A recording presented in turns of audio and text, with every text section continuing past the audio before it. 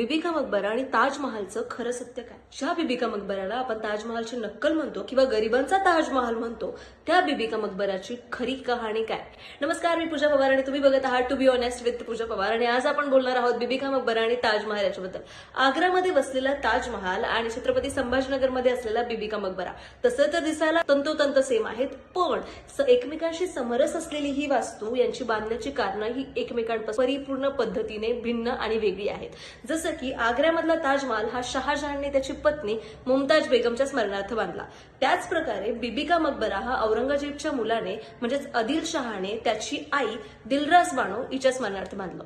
तसं म्हणायला गेलं तर दोन्ही प्रेमाचंच प्रतीक आहे, पण एक प्रेम बायकोसाठी आणि दुसरं मुलाचं आपल्या आईसाठी.